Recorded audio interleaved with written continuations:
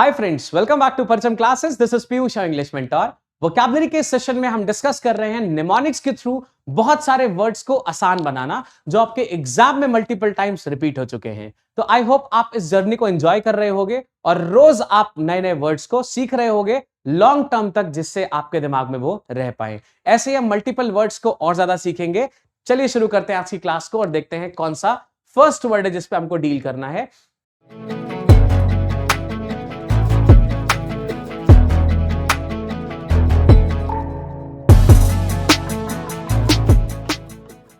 आज का first word यानी कि 31st वर्ड है कॉन्डाइन, CONDIGN।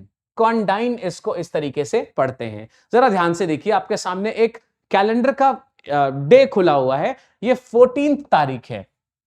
अगर आप इन जनरल देखो तो ये 14 तारीख आपके दिमाग में या तो 14 नवंबर लेके आएगा या तो 14 फरवरी लेके आएगा, है ना। 14 तो ये दो चीजों के लिए थोड़ा ज्यादा पॉपुलर है, 14 नवंबर या 14 फरवरी। अब इस चीज को अगर हम रिलेट करें अपने निमोनिक से तो सबसे पहले हमारे पास में आएगा CON से आता है कॉन, और DIGN हमें काफी हद तक दिन की तरह लग रहा है। तो कौन सा दिन, कॉन्डाइन, कौन सा दिन प्रपोज करने के लिए सूटेबल रहेगा? देखो यहाँ पे 14 फरवरी होना चाहिए, एकदम हमें आंसर मिल गया है, राइट। सो कॉन्डाइन का मतलब होता है बेटा सूटेबल होना, ठीक है। कॉन्डाइन कैसे याद करेंगे? कौन सा दिन प्रपोज करने के लिए सूटेबल रहेगा। मीनिंग में क्या आ जाएगा? सूटेबल, जस्टिफाइड या फिर लायक जिसको बोलते हैं, राइट। जो अच्छे सिनोनिम्स है उसमें कौन से वर्ड्स आपको ध्यान रखने पड़ेंगे? कंपीटेंट याद रखना पड़ेगा, मेरिटेड याद रखना पड़ेगा या रीजनेबल याद रखना पड़ेगा। मीनिंग क्या निकलता है? ऐसी कोई चीज जो उस लायक हो या फिर उतना काबिल हो, उसको कहते हैं क्या? कॉन्डाइन। एंटोनिम्स में अगर हम आएंगे तो ऐसे वर्ड्स को लेंगे आप जो उसके काबिल ना हो या फिर उतने अच्छे ना हो। कौन से आएंगे? अनजस्ट आएगा, अनफिटिंग आएगा या फिर इमोरल जिसको बोलते हैं, राइट। कौन से एंटोनिम्स है? अनजस्ट, अनफिटिंग या इमोरल। वर्ड क्या था? कॉन्डाइन। ध्यान रखेंगे इसको। चलिए आगे आते हैं, नेक्स्ट वर्ड देखते हैं कौन सा है। आज का सेकंड वर्ड है एबेरेशन। क्या है वर्ड? एबेरेशन। देखिए ध्यान से। अब यहां पे ये चचा हैं जो क्या कर रहे हैं? राशन की दुकान पे बैठे हैं और यहां पे मनमाना अपने हिसाब से रेट को लगाते रहते हैं। आज ये बोल रहे हैं कि आज से राशन डबल रेट में बिकेगा। अब ये थोड़ा सा शायद उम्र का तकाजा होगा इनको। अब ये कुछ भी बोलते रहते हैं और लोग फिर इनकी बातों पे भड़क जाते हैं। अब सपोज यहाँ पे दो लड़के खड़े हैं और ये आपस में बात कर रहे हैं। क्या बात कर रहे हैं वो जरा देखिएगा। ABE से मैंने क्या लिया है? अबे लिया है। RATION से लिया है राशन, है ना। तो यहाँ पे कौन से वर्ड्स हैं? अबे लिया है और राशन लिया है। अब क्या चीज हमें देखने को मिल रही है? अबे राशन वाला हमेशा एबनॉर्मल बातें करता है। ये राशन वाला क्या बोल रहा है? आज से रेट डबल, आज से जो राशन होगा वो डबल रेट में बिकेगा। लेकिन क्या ये पॉसिबल है? तो हमको देखने में क्या लग रहा है बेटा? ये कैसे बोल रहा है? ये कह रहा है हमारे सामने अबे राशन वाला क्या बोल रहा है? अबे राशन वाला कैसी बात कर रहा है? एबनॉर्मल बातें कर रहा है। कैसी बात? एबनॉर्मल बात। कैसे रिलेट करेंगे? अबे राशन वाला एबनॉर्मल बातें करता है। देखो ना, डबल रेट में राशन बिक सकता है क्या? पॉसिबल ही नहीं है। तो अबेरेशन का मतलब क्या होता है? एबनॉर्मल होता है। यहां पे क्या हो जाएगा? एनोमली या फिर विपथन। एबनॉर्मल इस तरीके से भी जो नॉर्मल पाथ होता है या जो नॉर्मल तरीका होता है उससे अलग हटके जब हम बात करने लगते हैं उसको एबेरेशन बोलते हैं। मीनिंग में क्या आ जाएगा? एनोमली आ जाएगा या फिर विपथन जिसको कहा जाता है। सिनोनिम्स में आ जाएगा डेविएशन। एनोमली बहुत इंपॉर्टेंट वर्ड है, ध्यान रखिएगा। डेविएशन आ जाएगा। डेविएट होने का मतलब होता है अपने रास्ते से भटक जाना, दूसरी तरफ चले जाना। जैसे रास्ता ये है और अगर आप ऐसे ऐसे चले जाओ तो डेविएट होना बोला जाएगा, राइट। तो डेविएशन वहां से आया है। फिर डिग्रेशन आ जाता है, रोग आ जाता है, इंपॉर्टेंट है बहुत। क्वर्क आ जाएगा, इंपॉर्टेंट है। और फ्रीक आपको पता है, फ्रीक का मतलब होता है नॉर्मल बिहेव ना करके थोड़ा सा तिरछे या अलग तरीके से बिहेव करने लगने को फ्रीक बोलते हैं। तो कौन से इंपॉर्टेंट सिनोनिम्स हैं? डेविएशन, डिग्रेशन, रोग, क्वर्क एंड फ्रीक। सारे आपको याद रखने पड़ेंगे। इसमें से डेविएशन आपको मालूम होगा, डेविएट का मतलब होता है रास्ता या फिर कोई भी चीज को थोड़ा सा चेंज कर देना। एंटोनिम्स में आ गए तो एकदम सीधा सीधा सा इसका मीनिंग हो जाएगा नॉर्मेलिटी या फिर कन्फर्मिटी। मतलब जैसा कहा गया है उसी हिसाब से चीजों को फॉलो करने को बोलते हैं नॉर्मेलिटी या फिर कन्फर्मिटी, ठीक है। चलो आगे आते हैं, नेक्स्ट वर्ड पे देखते हैं। नंबर 33 पे हमारे पास में है रूफुली। क्या से उसको पढ़ते हैं बेटा? रूफुली, है ना। RUEFULLY। रिलेवेंट इमेज देखिए, यहां पे एक टेडी बियर है और यहां एक इमोजी बना हुआ है। ये दोनों इमोजी और टेडी बियर का इमोशन मैच कर रहा है। ये इमोजी भी सैड है और टेडी बियर भी सैड है। अब देखिए ध्यान से, अब यहां पे RUE से क्या आ गया हमारे पास में? रूई आ गया। FULLY से तो फुली है। क्या मिला हमें? रूई से बना जो टेडी था वो फुली उदास रहता था। कैसे मिला? रुई से बना जो टेडी था वो कैसे रहता था, फुली उदास, मतलब हमेशा कैसा रहता था, उदास। इधर की टेडी बियर कैसा लग रहा है आपको, बेचारा उदास सा लग रहा है। कैसे आ जाएगा मीनिंग इसका, उदास या फिर क्या हो जाता है, सैड जिसको बोलते हैं, या ग्लूमी जिसको कहते हैं, वो इसका मीनिंग आ जाएगा, राइट। तो रूफुली कैसा आएगा, रुई से बना टेडी फुली कैसा रहता था, उदास रहता था।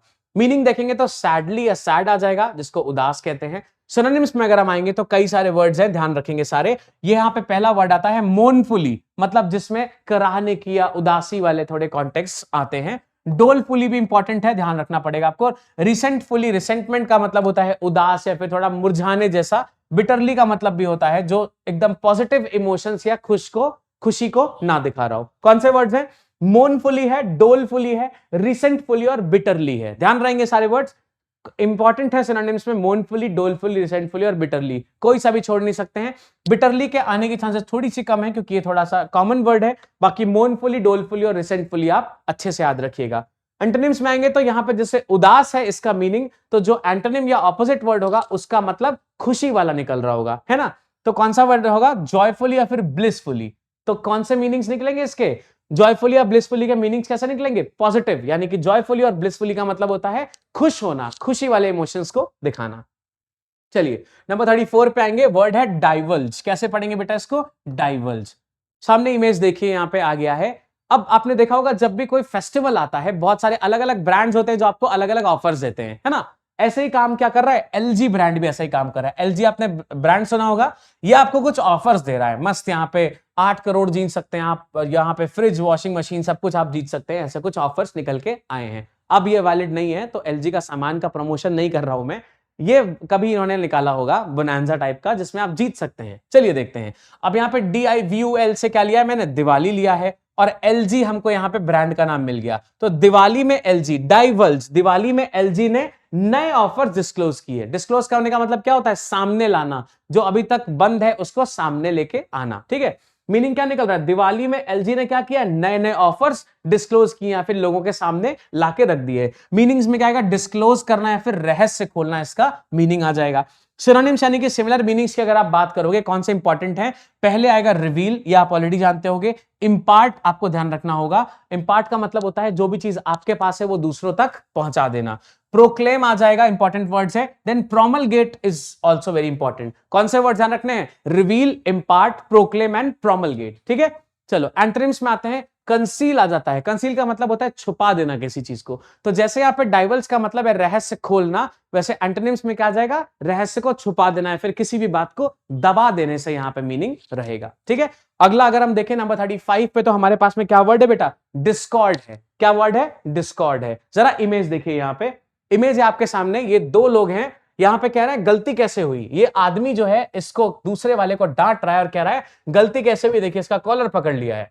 अब इसको रिलेट करते हैं अपना जो एंटोनिम, ये अपना जो निमोनिक है उससे। यहां पे कह रहा है डिस्को में, DISCO से क्या लिया है बेटा, डिस्को लिया है। डिस्को में गलत कॉर्ड, CORD से क्या है, कॉर्ड है। तो डिस्को में गलत कॉर्ड बजाने की वजह से लड़ाई हो गई। आपको पता है जब हम डिस्को या फिर किसी भी क्लब में जाते हैं या किसी भी पार्टी में जाते हैं तो क्या होता है, वहां पे कभी कभार कुछ बैंड्स आए होते हैं।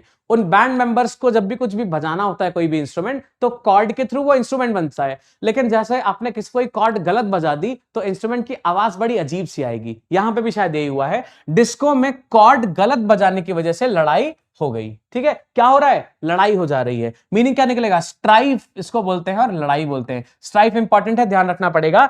सिनोनिम्स में आएंगे तो कौन से वर्ड्स हैं, कॉन्फ्लिक्ट है आपके पास में। कॉन्फ्लिक्ट का मतलब तो लड़ाई झगड़ा होता ही है।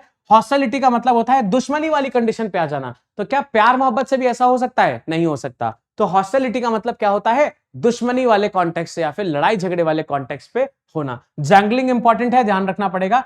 एंड जारिंग भी इंपॉर्टेंट है। तो जैंगलिंग एंड जारिंग दो नए वर्ड्स हैं शायद। डिसोनेंस का मतलब होता है जब आपकी किसी से ना बने तो क्या हो जाएगा, लड़ाई हो जाएगी, ठीक है। कौन से वर्ड्स हैं सिनोनिम्स में, कॉन्फ्लिक्ट है, हॉस्टिलिटी है, जैंगलिंग है, जारिंग है और डिसोनेंस है। सारे इंपॉर्टेंट सिनोनिम्स है, याद रखना पड़ेगा आपको। अगर आप ये सारे वर्ड्स याद रख पाते हो तो आपके एग्जाम में आने वाले एंटोनिम्स और सिनोनिम्स के क्वेश्चन करना बहुत आसान हो जाएगा। चलिए देखिए, एंटोनिम्स में है अग्रीमेंट या फिर हार्मनी, मतलब किसी से लड़ाई ना करना, मेल जोल के साथ में किसी के साथ रहने को क्या बोलते हैं, एंटोनिम्स, यानी कि डिस्कॉर्ड के ऑपोजिट जो वर्ड्स हैं वो ये वाले होंगे, ठीक है। नंबर 36 पे आएंगे तो है हमारे पास में एलिवेशन। क्या है, एलिवेशन। देखो यहां पे अब ये क्या कर रहा है, यहाँ पे ये आदमी है जो यार फिलहाल ये लड़का है या लड़की है, आई डोंट नो, यहाँ पे ये क्या हुआ है, यह क्लिफ पे जाके इस इतनी ऊंचाई पे जाके ये फाइनली बसने की कोशिश करी जा रही है, या फिर यहाँ पे ट्रैक करके ये चढ़ चुका है। देखते हैं यहाँ पे, अब ELE से क्या है हमारे पास में, एली है, तो यानी कि ये इनका नाम क्या है, एली है, ELLE लेते हैं या फिर ELLY लेते हैं, एली है इनका नाम। अब यहाँ पे एली आ गया, VATION से क्या आ गया बेटा, वेतन आ गया। तो एली के साथ में वेतन हम अगर क्लब करेंगे तो क्या हो जाएगा, एली वेतन लेकर उन ऊंचाइयों पर जाकर बस गई। अब इसने क्या सोचा कि इस बार की सैलरी आएगी, उसके बाद मुझे काम नहीं करना है, इस बार की सैलरी लेके मैं कहां चली जाऊंगी, सीधा चली जाऊंगी उन ऊंचाइयों पे और वहीं रहने लग जाऊंगी। ऐसा ही कुछ ये फॉलो कर रही, तो एलिवेशन क्या होगा, एली वेतन लेकर उन ऊंचाइयों पर जाके बस गई। मीनिंग क्या निकल रहा है, एल्टीट्यूड, या जिसको ऊंचाई या ऊंचाइयों बोलते हैं। ठीक है, तो एलिवेशन का मतलब होता है एल्टीट्यूड या ऊंचाई। सिनोनिम्स में आएंगे तो प्रमोशन हो जाएगा, मतलब हाइट्स पे जाना, ऊपर उठना। अपग्रेडिंग का मतलब भी होता है ऊपर उठना। फिर आपके सामने आएगा प्रेफरमेंट, मतलब जब आप किसी चीज को आगे रखो या आगे बढ़ाओ। फिर आता है एसेंट, ASCENT। थोड़ी देर पहले हमने बात किया था ASSENT का। ASSENT जो होता है उसका मतलब होता है जब कोई आदमी या दो तीन लोग एक बात पे अग्री करें। और ASCENT का मतलब होता है जब आप किसी ऊंचाई की बात करते हैं या फिर चढ़ाई पे जब हम बात करते हैं तो उसको ASCENT कहते हैं, राइट। तो ASSENT और ASCENT का आप रखेंगे खास ध्यान। यहां पे ASSENT नहीं आ सकता है बेटा, ठीक है। एंटोनिम्स या ऑपोजिट वर्ड्स की बात करेंगे तो ये डिमोशन या फिर डिक्लाइन की बात करेगा। ऊंचाई जैसे हमें हाइट्स पे ले जाती है, वैसे ही डिमोशन या फिर डिक्लाइन क्या करता है, हमें नीचे स्तर पे ले आता है। तो एंटोनिम्स यानी कि ऑपोजिट वर्ड्स में हम क्या लेंगे, डिमोशन या फिर डिक्लाइन लेंगे। ठीक, चलो आगे बढ़ते हैं। नंबर 37 पे हमारे पास में है अकॉर्ड। कैसे पढ़ते हैं इसको, हिंदी में लिखा है बेटा अकॉर्ड। चलिए रिलेट करने की कोशिश करते हैं। यहां पे ये भाई साहब ने कार ली है, कार का ब्रांड है होंडा, और यहां पे कार का नाम है अकॉर्ड। अकॉर्ड नाम की कार आती है, बढ़िया कार होती है। चलिए, अब जब भी ऐसा होता है ना कि हमको कोई बड़ी चीज खरीदनी होती है तो घर वाले उसमें कहते हैं कि ये वाली अच्छी है, वो वाली अच्छी है, दोस्त बताते हैं वो वाली अच्छी है, तो मल्टीपल टाइम्स कंफ्यूजन हुआ करती है। तो इन भाई साहब ने फाइनली क्या किया, अकॉर्ड कार ले ली है। अब यहाँ शायद इनकी वाइफ है जो बहुत खुश लग रही हैं, तो कई लोगों के साथ में इन्होंने अग्रीमेंट किया होगा पहले कि ये लेना चाहिए कि वो लेना चाहिए, फिर फाइनली इन्होंने क्या किया, अकॉर्ड कार खरीद ली। और इन्होंने बोला कि फाइनली, मतलब अब जाके मैं सेटल हो पाया इस कार पे। चलो देखते हैं इसका निमोनिक। अकॉर्ड कैसे आएगा, अकॉर्ड कार, अकॉर्ड कार का नाम है तो इसको सीधा सीधा मैंने कार के लिए ले लिया है। अकॉर्ड कार मैंने सबकी सहमति से खरीदी, मतलब सबके कहने पे खरीदी है, ऐसा नहीं कि सिर्फ अपनी मर्जी से खरीद ली है। तो अकॉर्ड कार मैंने कैसे खरीदी, सबकी सहमति से खरीदी, मतलब जिस चीज को सबने अप्रूव किया हो तब मैंने खरीदा है। वर्ड का मीनिंग क्या निकलता है, अप्रूवल, या फिर जिसको हिंदी में क्या बोलते हैं बेटा, सहमति बोलते हैं। सिनोनिम्स में अगर आएंगे तो ध्यान से रखिएगा, ग्रांट आपके पास ऑलरेडी होगा, आप ऑलरेडी जानते होंगे। टेंडर आपको इंपॉर्टेंट है, याद रखना पड़ेगा। टेंडर कैसे याद रखेंगे, देखिए एग्जाम में आपके न्यूज़पेपर्स में रोज टेंडर्स निकलते हैं, मतलब परमिशंस निकलती हैं कि चलो आप ये काम कर सकते हो, अगर पैसा लगाना है तो आप लगा सकते हो। तो टेंडर का मतलब क्या होता है, परमिशंस होती हैं, ठीक है। वाउचसेफ का मतलब भी होता है जब आप किसी चीज को हामी भर देते हो या फिर हां कह देते हो। कंसीड और सीड का मतलब भी होता है किसी चीज के लिए हां कह देना या फिर हामी भर देना। तो कौन से वाले वर्ड्स हैं, ग्रांट है, टेंडर है, वाउचसेफ है, इंपॉर्टेंट। कंसीड और सीड दोनों याद रखिएगा, कंसीड और सीड दोनों सेम वर्ड्स हैं, कंसीड और सीड सेम वर्ड्स हैं। कंसीड और सीड का मतलब में अंतर यह है, सीड का मतलब होता है सिंपल कहना, कंसीड का मतलब होता है जो कई सारे लोग एक साथ सहमति देते हैं। तो सेम वर्ड्स हो गए, कंसीड या सीड। फिर आता है ग्रांट, टेंडर और वाउचसेफ, सारे वर्ड्स इंपॉर्टेंट हैं, ध्यान रखिएगा। फिर आता है एंटोनिम्स में, मतलब ऑपोजिट वर्ड की बात करते हैं। ऑपोजिट में कौन से वर्ड आ जाएंगे, जैसे यहाँ पे सहमति है तो कौन सा वर्ड आएगा जो ऑपोजिट बताएगा, ऐसी कोई बात जिसमें लोग सहमत ना हो, लोग उस चीज का विरोध कर रहे होंगे, वो आएगा ऑपोजिट में। तो कौन सा है, कॉन्ट्रास्ट, मतलब जैसे किसी ने बोला कि ये पॉजिटिव है तो आप कॉन्ट्रास्ट में कैसे लाओगे, नेगेटिव बोल के। किसी ने कहा ये 0 है तो आप कॉन्ट्रास्ट में कैसे लाओगे, 1 बोल के। किसी ने कहा ये डे है तो आप कॉन्ट्रास्ट में कैसे लाओगे, नाइट बोल के। समझ रहे हो आप, इसको बोलते हैं कॉन्ट्रास्ट। तो मतलब सहमति ना दिखाना। फिर आता है रिमूव, मतलब किसी ने अगर कोई चीज को कर दिया है तो आप उसको हटा दो, मतलब उस चीज पे अग्री ना करो, ठीक है। चलो आगे आते हैं, नेक्स्ट पे बढ़ते हैं। नंबर 38 पे हमारे पास है ब्रिटल। क्या वर्ड है, ब्रिटल, ध्यान रखिएगा इस चीज का, ब्रिटल है ये। अब ये देखो यहाँ पे ये दोनों ड्रिंक कर रहे हैं, ऑल्दो ये अच्छी हैबिट नहीं है, तो फिर भी यहाँ पे ये दोनों ड्रिंक कर रहे हैं और कह रहा है भाई मैं मर जाऊंगा। अब आपने देखा होगा ना, जब भी लोग ड्रिंक कर लेते हैं तो ज्यादा ही इमोशनल हो जाते हैं, तो सेंटीमेंट्स क्या हो जाते हैं, बहुत ज्यादा डेलिकेट हो जाते हैं, या बहुत ज्यादा सोबर हो जाते हैं, बहुत ज्यादा लोग सॉफ्ट हो जाते हैं बाय हार्ट। तो यहाँ पे ऐसी कुछ बात हो रही है, कह रहा भाई मैं मर जाऊंगा। अब देखो एकदम अच्छा खासा खड़ा है, लेकिन ये कह रहा भाई मैं मर जाऊंगा, और ये इसका दोस्त है, शायद सुनता जा रहा है बात को। चलो देखते हैं रिलेट करके इसको। ब्रिटल में क्या हो जाएगा, उस ब्राइट, अब BRIT से क्या है ब्राइट, उस ब्राइट लड़के की हालत, TLE से मैंने क्या लिया है टल्ली, तो उस ब्राइट लड़के की हालत टल्ली होने के बाद नाजुक हो गई। अब ये शायद एग्जाम में बहुत अच्छा पढ़ता होगा, परफॉर्म करता होगा, क्लास में बहुत अच्छा परफॉर्म करता होगा, ब्राइट स्टूडेंट है, लेकिन फिर भी टल्ली होने के बाद, मतलब ज्यादा ड्रिंक करने के बाद हालत कैसी हो गई, नाजुक हो गई, बहुत ज्यादा सॉफ्ट हालत हो गई। तो ब्रिटल का मतलब क्या होता है बेटा, नाजुक होना या फिर सॉफ्ट होना बहुत ज्यादा।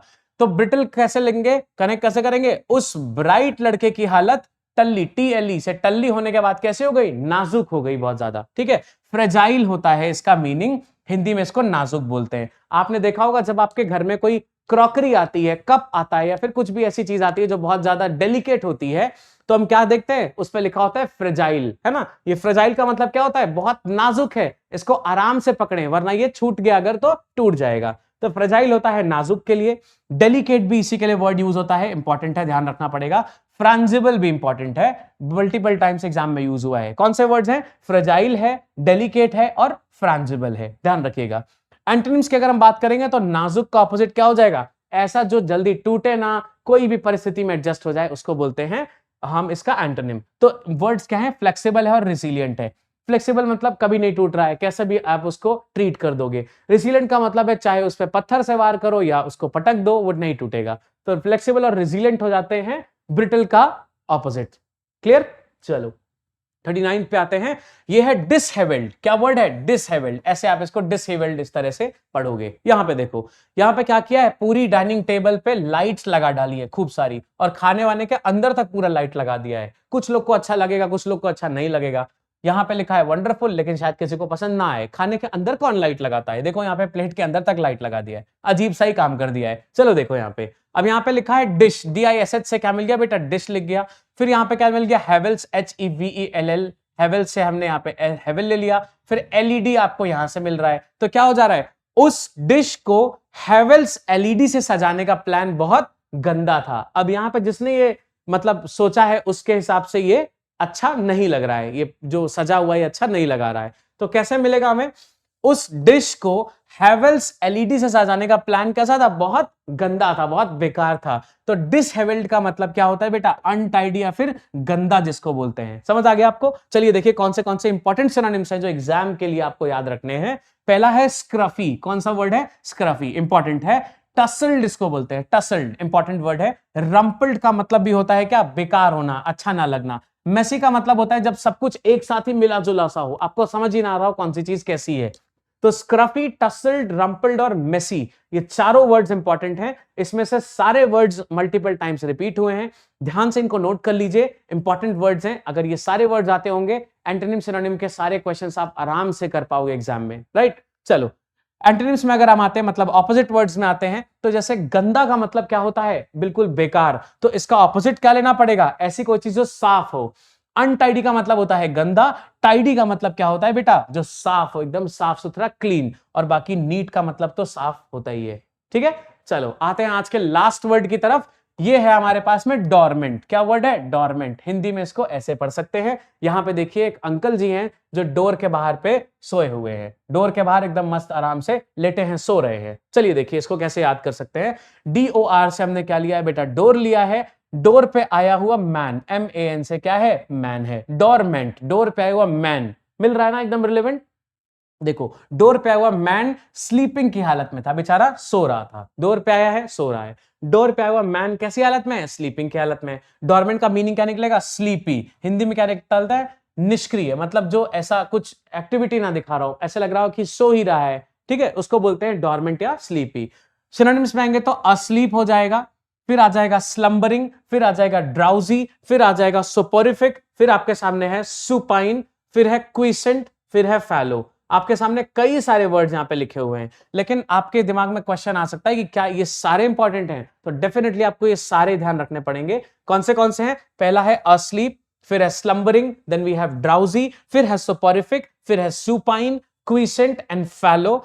अगर इसकी बात करें कि इसमें से अगर मुझे एंटोनिम्स ढूंढने हैं, कौन से वर्ड्स एंटोनिम होंगे, तो ऐसा वर्ड एंटोनिम बनेगा डोरमेंट का जो वर्ड क्या दिखा रहा हो कि आदमी एक्शन कर रहा है या फिर सोया हुआ नहीं है। तो asleep, slumbering, drowsy, soporific, supine, quiescent और फैलो, ये सारे वर्ड्स क्या दिखाते हैं, सोने जैसा, या फिर कोई जब एक्टिविटी ना हो रही हो, बिल्कुल शांत पड़ा हुआ हो, पता ही ना चल रहा हो जिंदा है कि मरा हुआ। ये सारे वर्ड्स इंपॉर्टेंट है बेटा, ये सारे रिपीट हुए हैं एक से ज्यादा बार, इसलिए यहां पे इनको लिया हुआ है। सिनोनिम्स में आप ये सारे वर्ड ध्यान रखेंगे, ठीक है। इसमें भी अगर आप बात करो ज्यादा इंपॉर्टेंट की, तो मैं आपको अंडरलाइन करूंगा स्लम्बरिंग, ड्राउजी, फैलो और करूंगा सोपोरिफिक। ये चार वर्ड्स और ज्यादा इंपॉर्टेंट हैं। कौन से? स्लम्बरिंग, ड्राउजी, सोपोरिफिक और फैलो। इसके अलावा जो ये वर्ड्स हैं अस्लीप, सुपाइन और क्विसेंट, ये एक आध बार रिपीट हुए हैं, तो याद आपको इनको भी रखना है। एंटोनिम्स की बात करेंगे तो ऐसा कुछ भी होगा जिसमें हम क्या दिखाएंगे कि आदमी सोया हुआ नहीं है, वो जगा हुआ है या फिर कोई एक्शन या एक्टिविटी कर रहा है।